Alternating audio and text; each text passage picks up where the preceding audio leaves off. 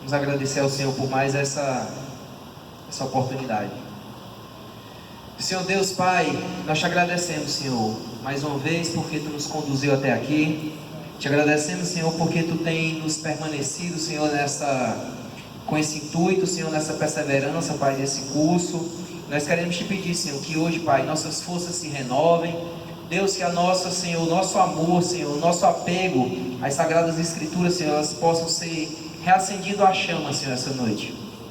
Porque, Deus, nós sabemos, temos consciência que através da Tua Palavra, Senhor, nós podemos ser transformados, nós somos guiados, Senhor, para andarmos, Senhor, nos Teus caminhos. A Tua Palavra nos sustenta, a Tua Palavra nos exorta, a Tua Palavra nos consola, a Tua Palavra, Senhor, nos orienta, Senhor, para como andar, de que forma andar, Senhor, como cristão, Senhor, digno, Senhor, e cristão, Senhor, que foram alcançados, Senhor, pela Tua graça. Então, Deus, que essa noite a Tua Palavra, Senhor, ela possa, Senhor, transformar as nossas vidas, ela possa nos renovar e que nós saímos daqui, Senhor, melhores do que chegamos. Ser conosco em nome de Jesus. Amém e amém e amém. Irmãos, hoje nós vamos iniciar a nossa terceira aula. Nós já estamos no nosso terceiro encontro. Quero lembrar a vocês que a partir desse módulo nós só teremos 4 encontros em cada módulo, certo? Esse é o terceiro. E na próxima aula nós já teremos a prova, certo? Hoje nós vamos iniciar aqui do capítulo 7. Se Deus nos abençoar, nós vamos ver o capítulo 7, 8 e 9. Assis, vem aqui. Pega essa caixa aqui e coloca aqui embaixo do braço do Lucas, para não cansar tanto. Esse vídeo vai deixar ele. Então nós vamos ver hoje as aulas, os capítulos 7, 8 e 9. Tem. Capítulo 7, 8 e 9. E no nosso próximo encontro e último, nós vamos ver o capítulo 10, 11, 12 e 13. Vai ser bem mais prático. A gente, no primeiro tempo, eu quero ver se a gente consegue dar esses capítulos restantes. E no segundo tempo, só a prova. Mas antes de nós iniciarmos aqui o capítulo 7, na página 19 da sua apostila, eu quero só relembrar o que nós já vimos até agora, certo? Vamos aqui, pessoal, para a gente caminhar. Até agora nós já vimos o contexto da carta de Hebreus, e na aula passada nós falamos o que? Da questão da superioridade de Cristo. Lembrando a vocês, e questão de prova é uma questão que ninguém pode se esquecer, que a sentença, o foco, a palavra que não pode ser esquecida da Epístola aos Hebreus é superior, maior, melhor, mais excelente. Tudo isso se referindo o que? A pessoa de Cristo, às liturgias, aos costumes, ao culto que fazia parte do sistema judaico, certo? Então na aula passada nós vimos que Cristo é superior a Moisés libertador do povo hebreu que estava cativo no Egito. Então Moisés tem a sua importância no meio da sociedade judaica, mas o autor aos Hebreus vai mostrar que a obra de Cristo ela é muito superior a Moisés. Vai mostrar que Cristo ele é apenas um servo, enquanto Jesus é o que? Filho. Moisés ele foi fiel em tudo e ele fez grande obra, libertando o povo do cativeiro egípcio. Ele foi apenas um servo para fazer essa obra, cumprir essa obra. Enquanto Cristo, ele é mais excelente porque ele é filho. Ele estabeleceu a casa. E aquela casa ali que está descrita no capítulo 3, é a própria igreja, é o próprio povo de Deus. Cristo estabeleceu o seu povo, a sua casa, a sua igreja. Enquanto Moisés, ele foi fiel em toda essa obra. Nós também vimos que Cristo é superior a Josué. Josué, ele terminou a obra que Moisés começou, levando o povo até Canaã. Mas nós vamos ver que por mais que Moisés também tenha sido um conquistador, ele não conseguiu cumprir na essência o repouso prometido por Deus. O que é esse repouso? Esse repouso nada mais é do que um dia nós herdarmos as regiões celestes, e aí sim repousarmos em Cristo, repousarmos em Deus. Hoje, já foi dito na aula passada, nós desfrutamos de bênçãos propícias e referentes à salvação em Cristo, o gozo de espírito, a alegria da vida eterna. Já podemos nos desfrutarmos e deleitarmos em bênçãos de pessoas que foram eleitas e chamadas por Deus. Mas o repouso mesmo prometido será dado ao povo que for fiel até o fim e esse repouso é a região celestial. Nós também vimos que Cristo oferece esse verdadeiro repouso ao seu povo. É isso que eu acabei de dizer. Nós vimos que Cristo ele é o único mediador, não existe outro mediador entre homens e Deus. E nós vamos ver que quando o autor da epístola ele começa a falar dessa questão da mediação, é porque ele já está introduzindo o assunto no qual nós vamos ver hoje ainda, que é o que? O sacerdócio de Cristo. O sacerdócio ele era o representante entre Deus e o povo e Deus. Ele era o oráculo, vamos assim dizer, era ele que trazia a mensagem de Deus e era ele que intercedia junto a Deus pelo povo. Se nós lembrarmos da peregrinação entre o Egito e a terra prometida, nós vamos ver constantemente Moisés intercedendo pelo povo. Um povo obstinado, um povo que pecava, um povo que se rebelava contra Deus. E Moisés em determinado momento diz assim: Senhor, mas é o teu povo, então tu tem misericórdia do teu povo. Lembrando que ele tinha essa função de sacerdote também, de intermediário entre o povo e Deus.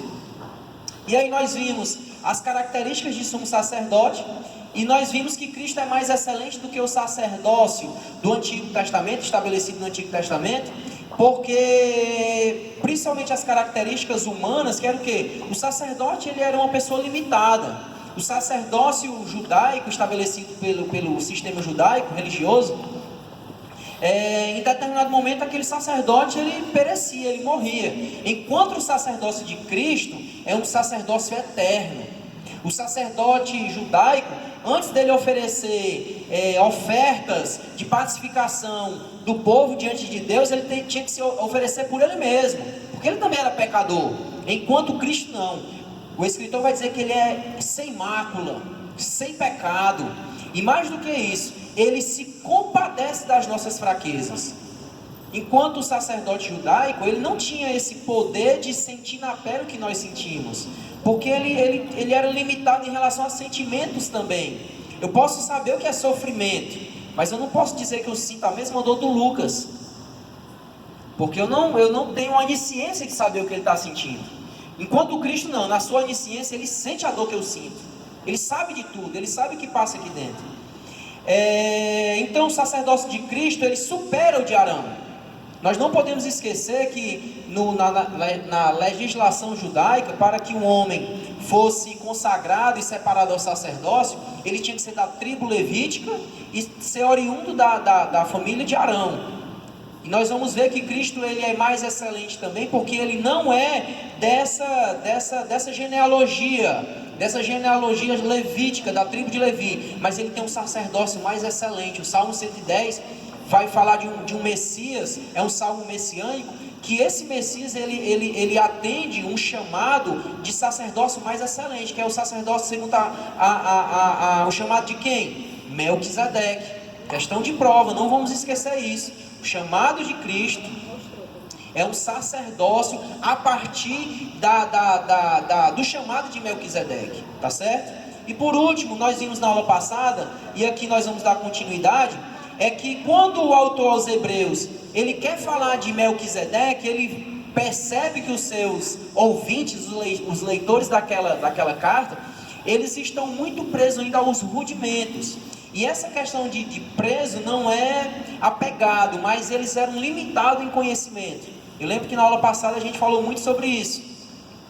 Que existem pessoas que têm 5, 10, 15, 20 anos de crente, mas não saem daquela pisadinha. Não crescem em Deus.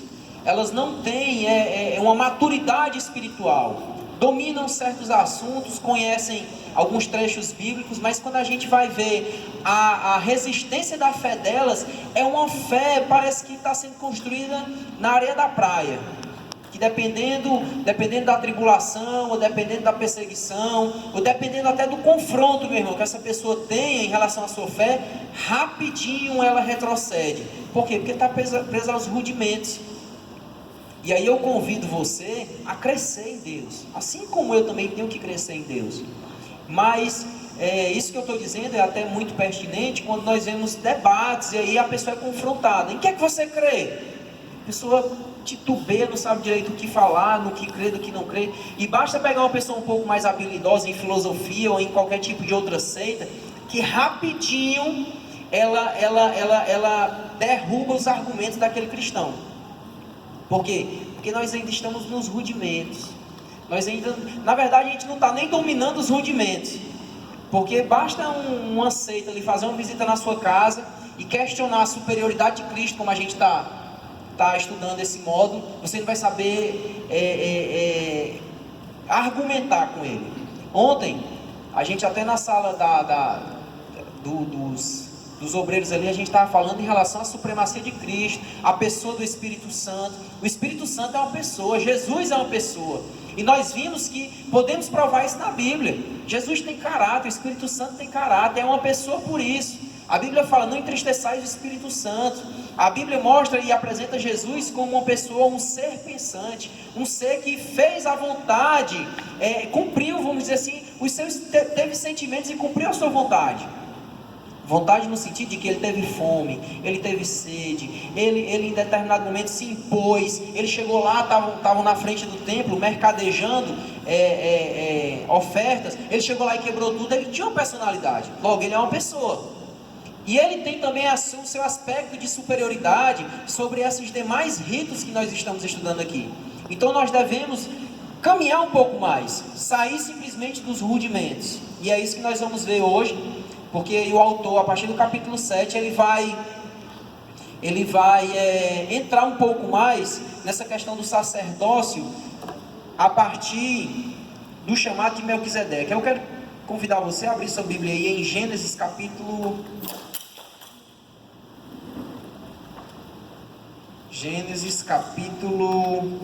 14. Daqui a pouco a gente volta para Hebreus. Nós vamos ler 3 textos hoje. Esse de Gênesis, depois a gente vai ler o Salmo 110. E depois a gente vai caminhar aqui para o texto de Hebreus.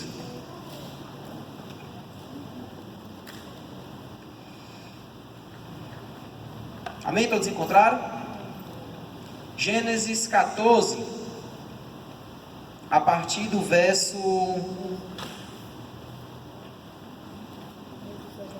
18, diz assim: E Melquisedeque, rei de Salém, trouxe pão e vinho, e este era sacerdote do Deus Altíssimo, e abençoou dizendo: Bendito seja Abrão, do Deus Altíssimo, o possuidor dos céus e da terra. E bendito seja o Deus Altíssimo, que entregou os seus inimigos nas tuas mãos, e deu-lhe o dízimo de tudo. E o rei de Sodoma disse a Abrão: Dá-me as minhas almas e a fazenda, toma para ti.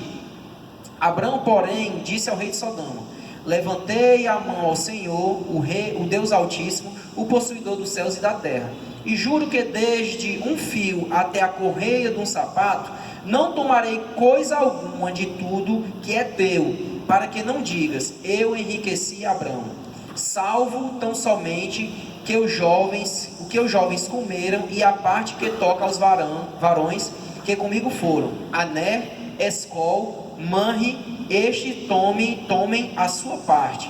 Vamos aqui para Salmos agora.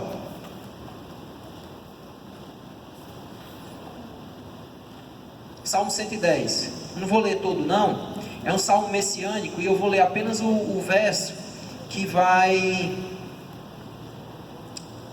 verso número 4, que vai fazer referência sobre Melquisedeque. Diz assim, todos encontraram? Salmo 110, 4? Diz assim: Jurou o Senhor e não se arrependerá, tu és o eterno sacerdote, segundo a ordem de Melquisedeque. Tá certo?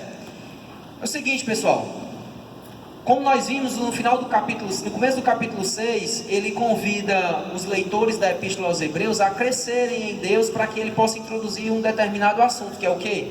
Que Cristo é chamado segundo a ordem de Melquisedeque. Ele é sacerdote da humanidade segundo a ordem de Melquisedeque, e não a partir do chamado levítico. Olha o que é que diz aqui. O autor declarou que Jesus Cristo é o sumo sacerdote segundo a ordem de Melquisedeque, no princípio do capítulo 5. Ele desejava descrever mais detalhes sobre esse sacerdócio, mas antes reconheceu a falta de compreensão dos seus leitores a esse respeito.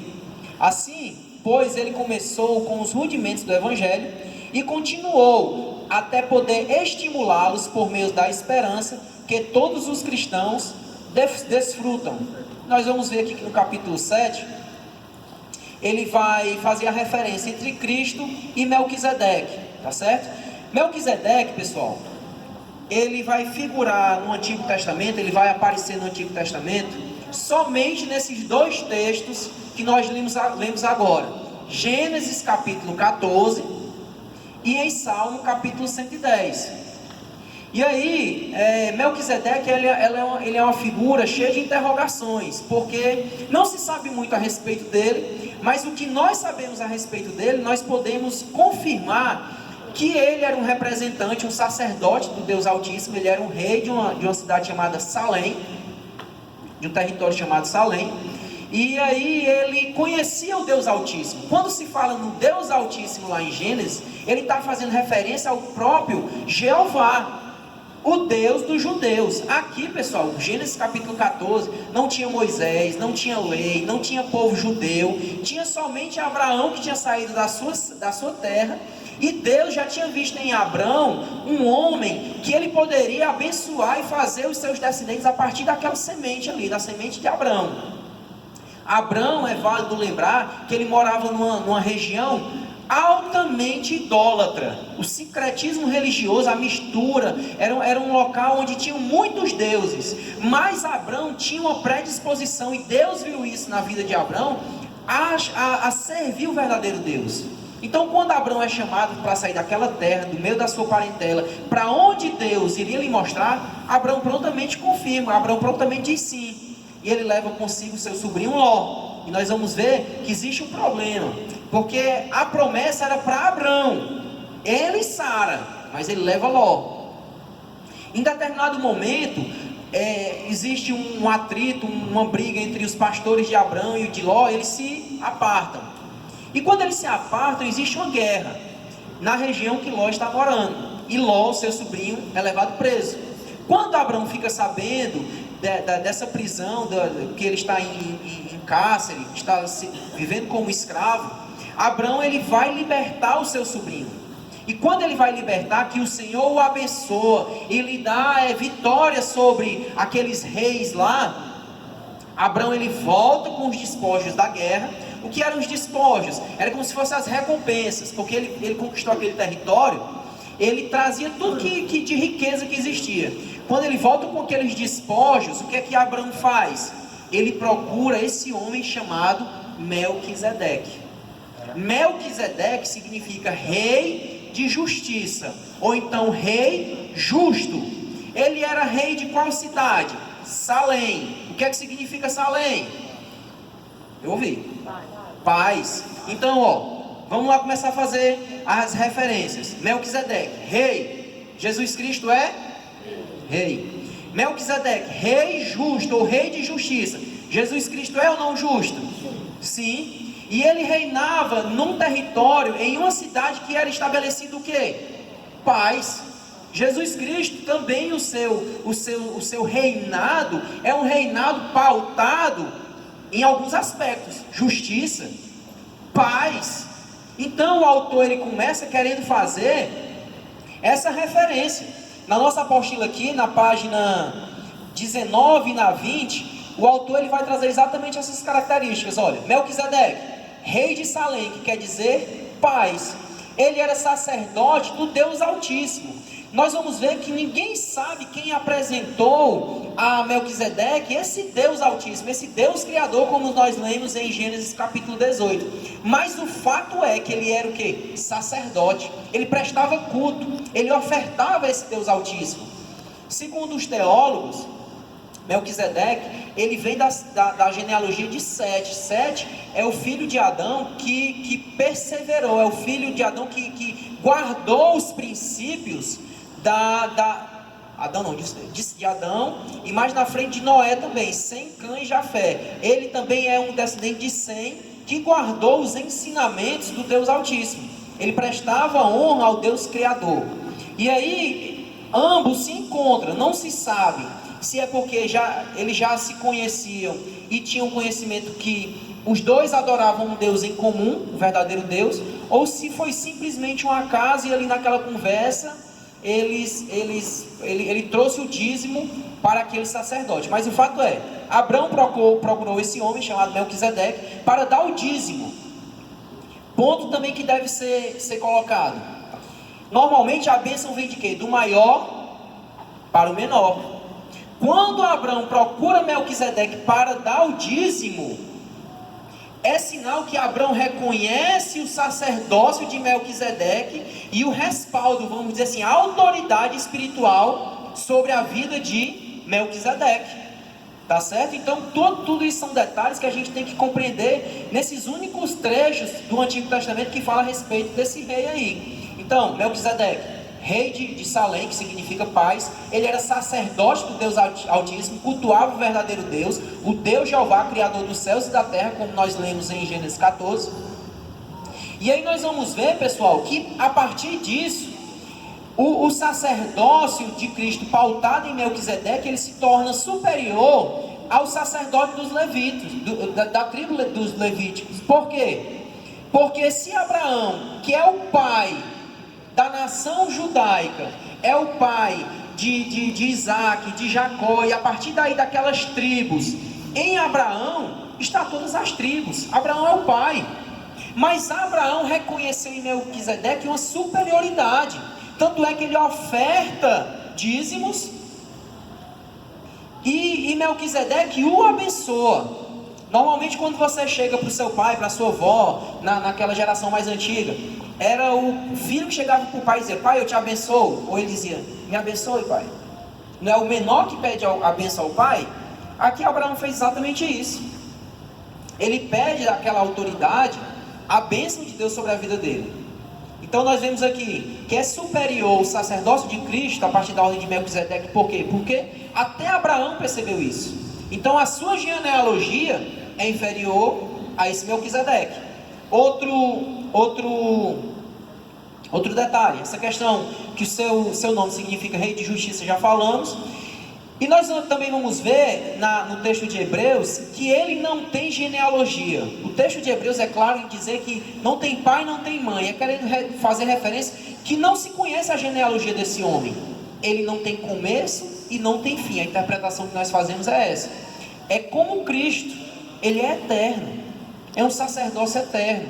O sacerdócio de Cristo, a intercessão de Cristo junto ao Pai por minha vida e pela sua vida, não teve um início de dias e não vai ter um fim. Então até tal dia Cristo é nosso sacerdote. Não, é eterno, não tem início nem final de dias. E é interessante mencionar as características fundamentais do reino do Messias.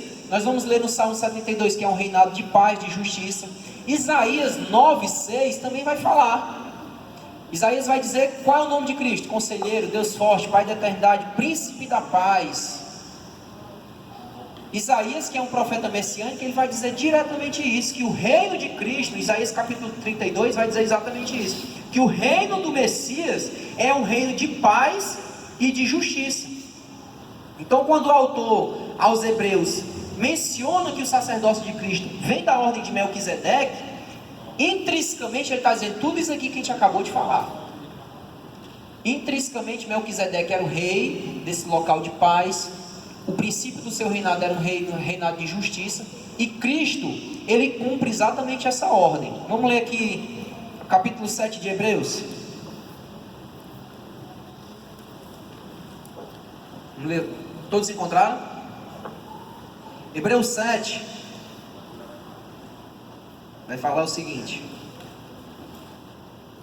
porque este Melquisedeque, que era rei de Salém e sacerdote do Deus Altíssimo, e que saiu ao encontro de Abrão quando ele regressava da matança dos reis e o abençoou, a quem também Abrão deu o seu dízimo de tudo, e primeiramente por interpretação, rei de justiça, e depois rei de Salém, que é rei da paz, sem pai, sem mãe, versículo 3 está dizendo, sem genealogia, não tendo princípios de dia, nem tendo princípio de dias, nem final de vida, mas sendo feito semelhante ao Filho de Deus, permanece sacerdote para sempre. Considerai, pois, quão grande era esse, a quem até o patriarca Abraão deu dízimos e despojos. E que dentre os filhos de Levi recebem um sacerdócio, tem ordem, segundo a lei, de tomar dízimo do povo, isso é, dos seus irmãos, ainda que tenham descendido de Abraão. Mas aquele cuja a genealogia não é encontrada entre eles, tomou dízimos de Abraão, e abençoou o que tinha as promessas. Ora, sem contradição alguma, o menor é abençoado pelo maior. E aqui certamente tomam dízimos homens que morrem, ali porém aquele de quem se testifica que vive. E para assim dizer, por meio de Abraão até Levi, que recebe os dízimos, pagou dízimos, porque ainda que ele estava nos lombos de seu pai, quando Melquisedeque lhe saiu ao encontro. Aqui nesses 10 primeiros versículos, pessoal, que nós lemos, nós acabamos de ver tudo que eu falei aqui. O autor, ele confirma, olha, Melquisedeque é excelente, é mais excelente do que o sacerdócio arônico, do que o sacerdócio levítico, porque a sua ordem é de uma ordem superior, é a partir de Melquisedeque. E Abraão, que é o pai de vocês, o pai dos judeus, reconheceu isso. Em Abraão estava Levi. E Abraão, por mais que fosse o pai dessa raça escolhida, o povo escolhido, Abraão reconheceu a autoridade espiritual. Então vocês também devem reconhecer isso. Sabe Davi, aquele rei que vocês consideram o maior, e foi de fato o maior entre os reis de Israel? Davi escreveu em um salmo messiânico que o Messias viria a partir dessa ordem. O seu sacerdócio, a sua intermediação seria a partir da ordem de Melquisedeque. Então vocês saibam que Jesus está cumprindo a profecia que uma vez Davi mencionou no Salmo 110. Então tenham Cristo como sacerdote, e um sacerdote mais excelente do que um sacerdócio da tribo de Levítico.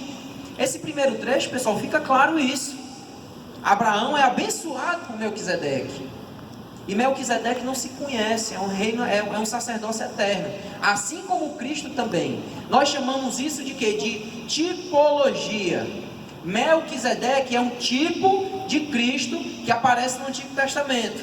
Se vocês forem ler alguma literatura, vocês vão ver várias interpretações. Vão achar que Melquisedeque era um anjo, que Melquisedeque era o próprio Cristo, que Melquisedeque é Enoque, que Melquisedeque é um descendente de Sem, de Sete.